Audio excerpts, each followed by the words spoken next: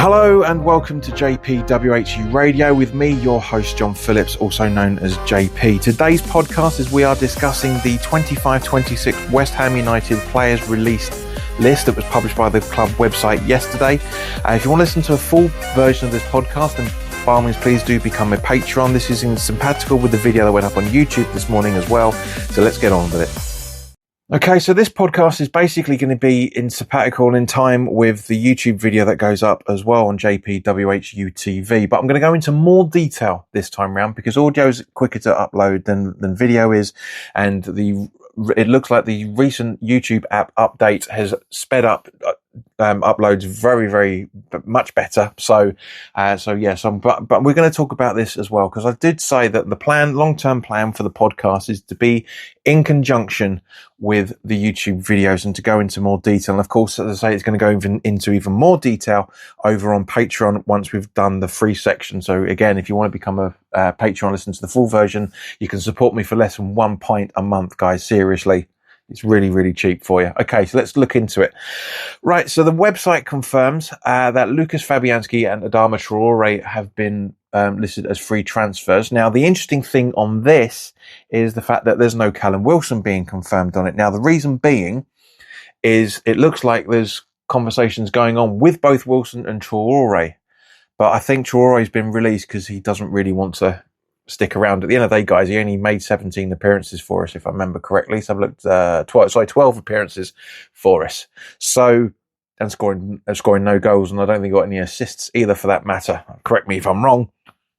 But yeah, I do think it was a bit of a wasted move. And as I said on the video and over on Facebook at the time when the signing was confirmed, it's 5 years too late, quite frankly.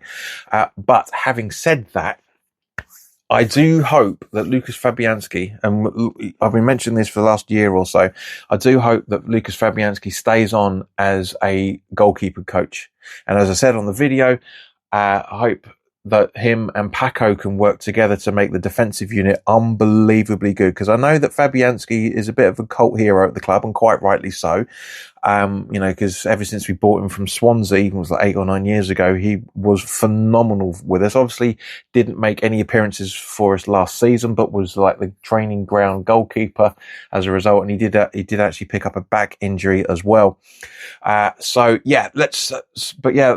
think about this. I'm going to say, looking at the long-term plan, that's a bit of a recurring theme on the podcast and YouTube channel at the moment. In fact, any JPWHU media, really, I'm talking about long-term plans all the time.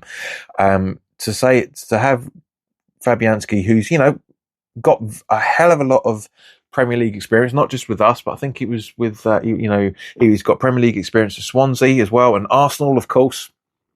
So, a very worthwhile goalkeeper to keep hold of. And as I say, as a result of that, I do really hope that he's going to be kept on in the training staff. Hope he does his badges. It'd be fantastic for us. He really would. He loves the club as well. His original leaving video this time last year was very emotional, and I'm sure that he's still in love with the club just as much as he was then. Flip side of that is Adam Traore, of course, who did pretty much bugger all with us. Of course, he had some appearances with us and got some match assists. Looking at it in a little bit more detail against Brentford and Leeds as well, and had 9 substitutions in the Premier League as well, for that matter. So, yeah, I still think this is a good idea.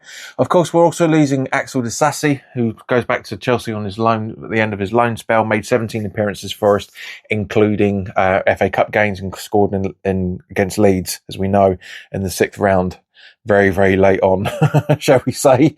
Was kind of hoping it was going to be our Vazte sort of moment, but unfortunately that wasn't to be.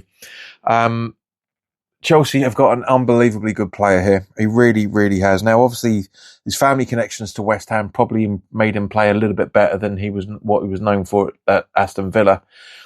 With the exception of a few little mistakes here and there in each game, as everybody does, I can't really think of a game where he was absolutely piss poor. His debut was unbelievable. He's just a very good player, and it's a shame we've not been able to keep hold of him, but it is what it is. Apologies if you heard any rattling there, guys, just sorting the microphone out.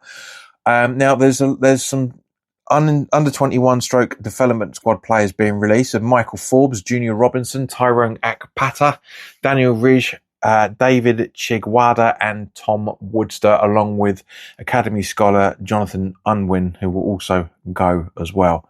So I think the main talking point on this is obviously from this point of view for the development players is Junior Robinson. Was a player that was very, very well highly rated, played over 100 games in the under 21s and under 18s. I don't remember being that impressed with him from I have been watching the under 21 games last season. I didn't watch any the season just gone, but the season before I spent quite a lot on there watching those. But unfortunately, it looks like his loan spells at Livingston, Sutton United and Boreham Wood weren't to be, and as a result of it, he's been released.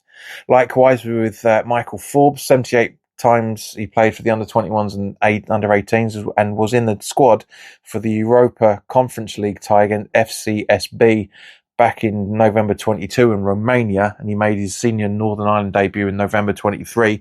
So again, unfortunately, not all that much cop to think about in terms of defenders, which is a shame because we need to keep hold of fullbacks and defenders at the minute, especially with the potential big changes that are going to be coming in the back line and potentially midfield positions as well, for that matter. And also, as I say, talking of which, Daniel Ridge played 76 games in the under 21s and under 18s, was also in the FA Cup youth final against Arsenal 3 years ago.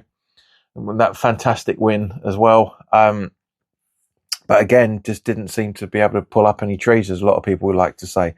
And it's a shame because we all love to see under 21 players coming through into the senior side. I can't say in professional because I've been relegated. It's not been in professional performances overall. But yeah, I do feel a little bit sorry for him to go in that under those circumstances. But that's what happens. Unfortunately, academy graduates, they don't always come through, and these guys are clearly not good enough to. I'm not saying they're not good enough to play football in any shape or form. They're just not. They just don't meet the standards that West Ham have. And guys, if you didn't think we had any standards beforehand, we do. We certainly know now, don't we? We really do know now. But yeah, it's, as I say, it's, if any of these players are listening, because you never know. Thank you guys for your appearances and your performances with us, and I wish you all the best for the future. So that's it for your free version of the podcast. If you want to listen to the full, unedited and slightly more vocally graphic version of the podcast, then by all means, please do become a Patreon. It's for £3.80 a month. You can pay more for 1 pint in London than you do for an entire month's worth of content. So please do consider it. You'll be helping me out a hell of a lot. We're bringing more content to you. The more patrons I can get.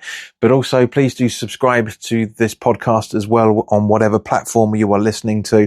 Please also go and check out JPWHU TV, because there will be videos over on YouTube to complement the podcasts. So go check those out as well. But in the meantime, look after yourselves, take care, and I will speak to you very soon.